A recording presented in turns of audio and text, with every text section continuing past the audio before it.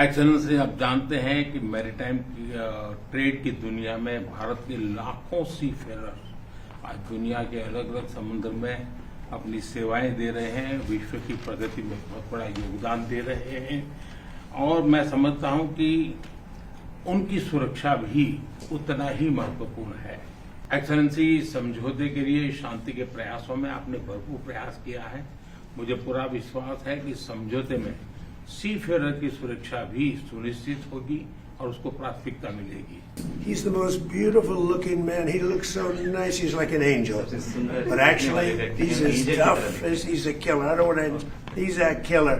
If anybody attacks that man, we're going to be there. Now, if there's a new leader, I'm not sure about it. If there's a new leader, I don't know about that. U.S. President Donald Trump and Prime Minister Modi held their first bilateral talks since the deaths of Indian sailors shook relations.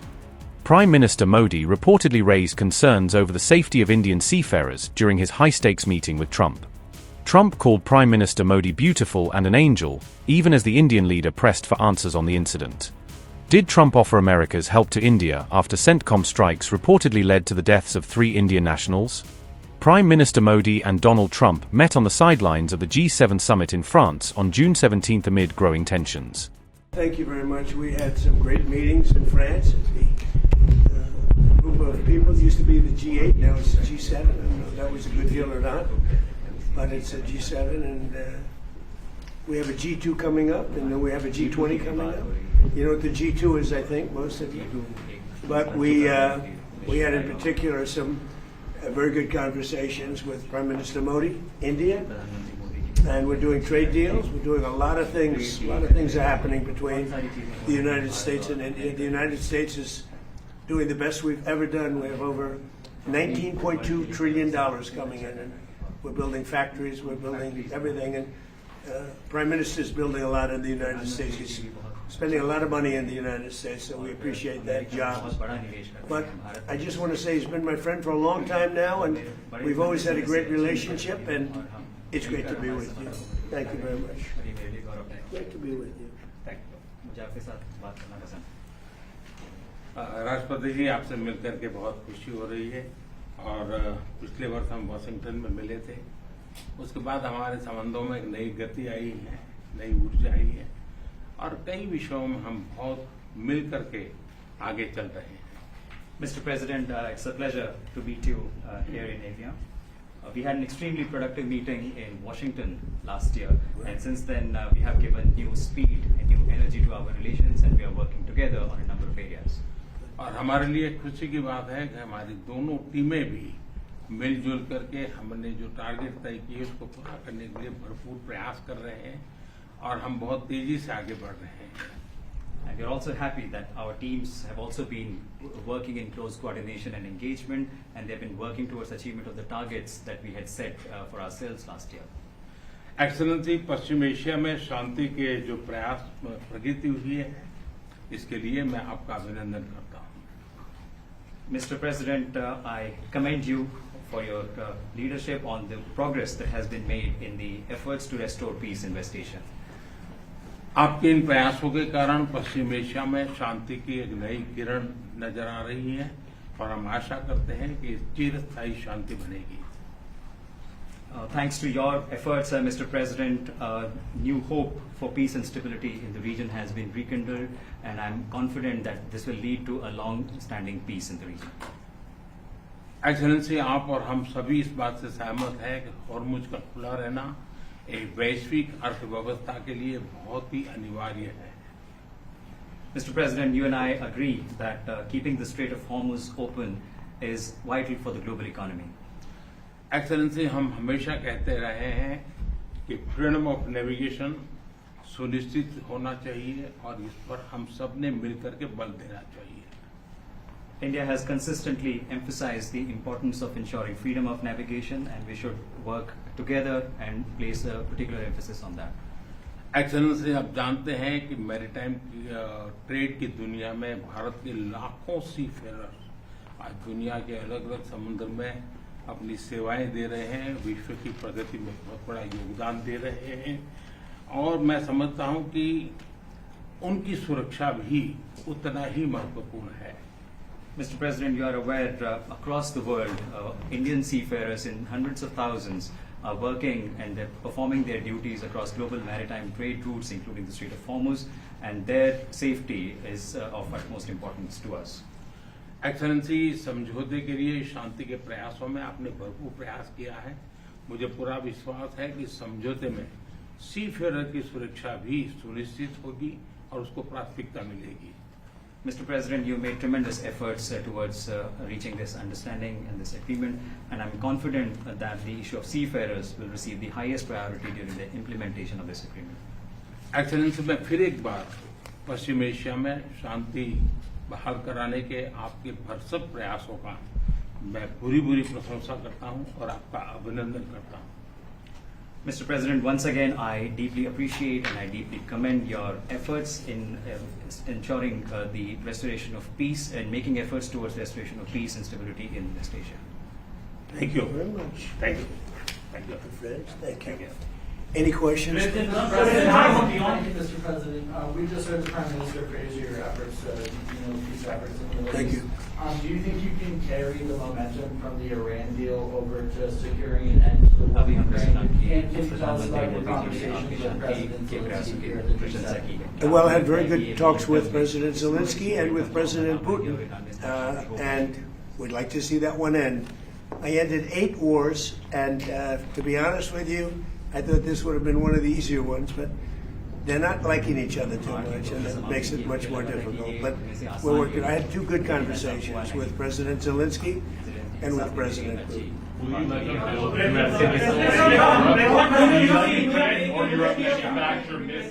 American missiles. They would like to be able to do that. We'll take a look at it. They have asked about it. Steve. How close are you to a U.S.-India trade deal? Very close. We've been there for a little while, and he's a very tough negotiator. He's one of the toughest, actually. So you look at this man. I'll give you a lesson. He's the most beautiful-looking man. He looks so nice. He's like an angel. But actually, he's as tough as he's a killer. I don't want to. He's a killer. He's as tough as they come. But he looks so good. So he gets you by surprise. But there's few people like this. People say he's such a nice man. I said no, he's very tough. He's a tough trader, and he loves the Indian people, but he also loves the USA. We had Howdy Modi in Houston, remember? And the stadium was full. Trump. Right, remember that? That was great. And we'll be going to India sometime in the future. President Trump, when will you go to India, and how do you see Quad as well? This is a grouping that was started under your first term, and this is a grouping that all the 4 countries are looking forward to. Well, we had a great visit last time in India. We opened up that new stadium, and I think there were 300,000-400,000 people. It seated like about 150,000, and there were 250,000 outside, and there were 100,000 on the grass. That was, I don't know if that record's ever been broken, but I had a great time in India. Do you expect India to play any role in West Asia? I'm Siddhant from Say it. meeting. Do you expect India to play any role in West Asia? Yeah, I do. I think India plays a big role in everything. As long as he's the leader, India's going to play a big role. And You said many times that India has a great friend in United States, in Washington D.C., in White House, till the time you are president. But some of your decisions recently caused trouble, concern in India. How would you like to assure people of India? Well, I said it. As long as I'm president, we have a great. They have a great friend in the White House. I don't know where there might have been a trouble. I don't think so. I can tell you, everyone here, they love India. They have tremendous respect for this man. Tremendous.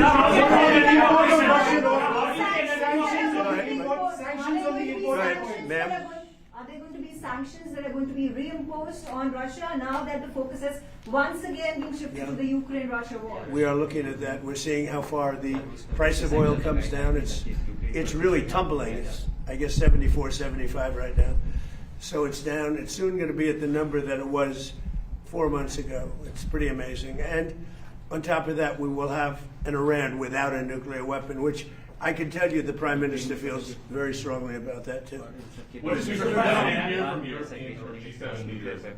They were to a leader and we had G7 plus many others came, as you know. To a leader, they were thrilled. They could not have been happier. Well, this gentleman came, and it's a big get. He came, and they could not even believe that it happened. It happened quickly, but it really didn't happen quickly. It's been happening for a long time. It's been happening from my first term, when a very evil man named Soleimani was killed. That's when it started. And nobody else did this but Trump. You know, you look at our president, 47 years, Iran took advantage of the world, the Middle East, but the world. Nobody did anything. The Obama deal was one of the dumbest deals I've ever seen. It was a road to a nuclear weapon. My deal is a wall to a nuclear. You're not going to have it. It's a wall to a nuclear weapon. On minesweepers, do you want the Europeans to send minesweeper boats? Did you talk? We don't need them, but if they want to send them, I think it's good. Has anyone committed to? Yes, all of them. All of them. Which nations? The ones that have that kind of equipment have. But every one of them have committed to being involved in some form. And at this point, do you feel that Vladimir Putin is more responsible for the ongoing conflict in Ukraine? Well, I don't want to comment on that because I'm trying to get it settled, and that doesn't make it easy. Mr. President, you're on the cusp of making history with the possible peace in the Iran conflict. I like this guy.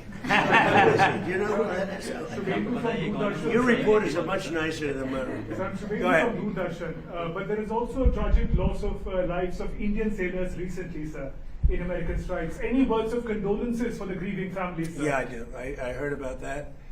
It's a rough profession. There's no question about it. And we work together on it. This has been happening throughout time, but we work together on it. Yeah, certainly. We love all of those people. They're great people. Yeah, please. How long do you expect Bill Pullman to be enacted in Iraq? Well, as long as it takes to get everybody else approved. I mean, they were doing a Rush Act, and we didn't get anything for it. Look, he's a very legitimate guy. He's very smart. He's a brilliant guy. Look at the job he did at Fannie Mae, Freddie Mac. I mean, it's worth probably $1 trillion right now. So we put him there, but all of a sudden it was like a Rush Act by the Democrats. And they said they were going to approve FISA. And I said, but we want FISA approved, but we want the Save America Act approved. Voter ID, proof of citizenship, no mail-in ballots, with exceptions, like for the military, you're sick, you're traveling, disabled. Very, open and generous. We also want no men playing in women's sports, and we want no transgender mutilization of our children. None. Those are 5 things that are 99% that's all we want. It's not a lot. The Save America Act. And that can be passed any way they want to pass it, but I'm not going to sign FISA unless it's done. And this was like a Rush Act. And it was a Rush Act by the Democrats. All of a sudden they want to get... And why are they afraid of this guy? I mean, they're so afraid of him, they'll do anything not to have Putin go in there. He's a very capable guy, and they're worried about that. Mr. President, Mr. President, yes, ma'am, please. You said the Iran deal, the text is still being finalized. How confident are you that this Friday signing will happen? You're talking about this one, on the deal? Deals are amazing. I've done them all my life. I've gone into deals that were 100% and they don't happen. I've gone into deals that there was no chance of getting them done, and it happens, and they happen easily. So you never know with deals, do you? But you're going to find out pretty soon. I think it'll be done. They want to sign. They want to get back to a normal life.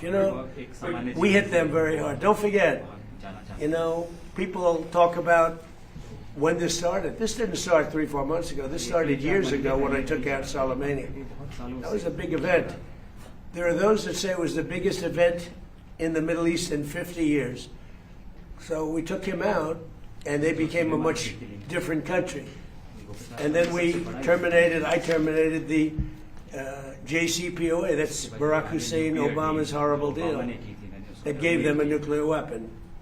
And I terminated it, and I stopped it. And then I stopped it a second time with the B-2 bombers. And these are all major events in the history of the world, in my opinion, because it prevented them from having a nuclear weapon. And now we're going to do it again, and we're going to see how it works out. So this is a memorandum of understanding, but it's a very strong one.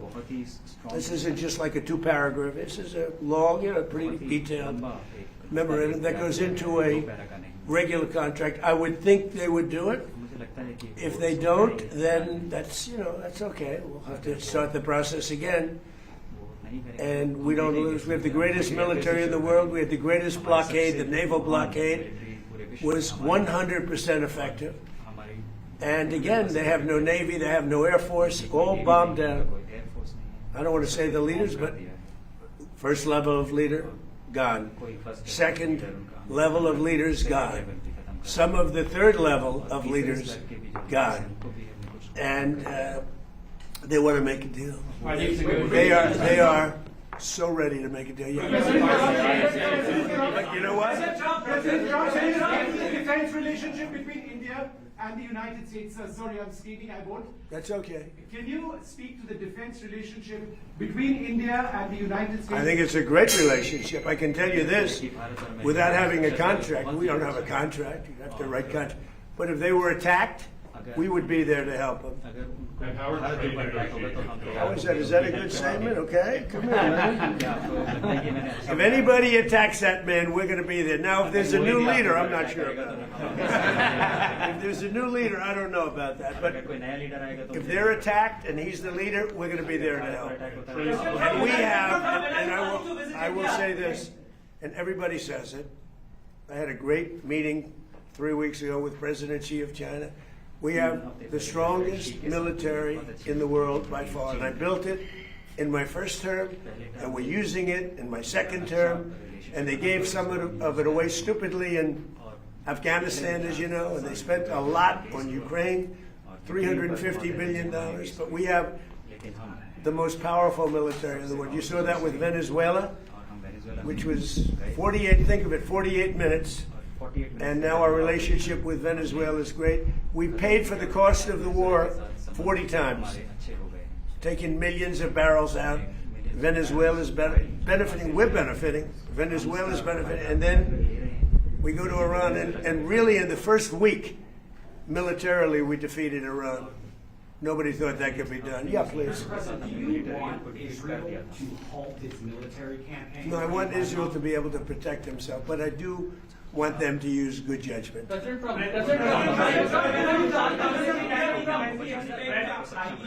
Indian professional to be getting more opportunities in the United States under your presidency? What does that mean? What? Highly skilled professionals to get more opportunities here in the U.S. Oh, yeah, sure. I mean, always. Yeah. We've always had tremendous relationships in terms of employment with India. Very talented people. You've seen European leaders interact very warmly with you at the summit. Do you think that they're coming around to your worldview? Well, I think they think I was right. I'm sort of always right. You know, when you get right down to it. I think they think I was right. They feel good. Now all of a sudden they all want to be involved. There's no reason to have them because it's pretty much over. But they all want to be involved. He'd be involved if I wanted, but we don't want to waste his time for his people. No, the European leaders. The meeting we had today was just the leaders. I don't even say the European. The leaders that we had met with. In addition to the 7, we had quite a few come in. They all were willing to get involved. Thank you. Thank you. We had a great meeting on AI. We had all the top people here, and it was a great meeting. And as you know, we're building tremendous numbers of plants, but AI, we're building the biggest in the world. We're #1 in AI by a lot, and it was a very productive. How's it going with Anthropic, the negotiations with Anthropic? He was here. Going fine. I think it's going energy fine. cooperation. How do you see energy cooperation? India is diversifying, buying more energy from across the world, including United States. I'm Siddharth from beyond. How do you see India buying energy from you? India can do anything they want with us. We have the best relationship. We cannot be closer than we are. Would you say that, sir? I don't think we can be any closer. Both him and I and our nations, but it really starts with the two of us. We cannot be closer. Thank you very much.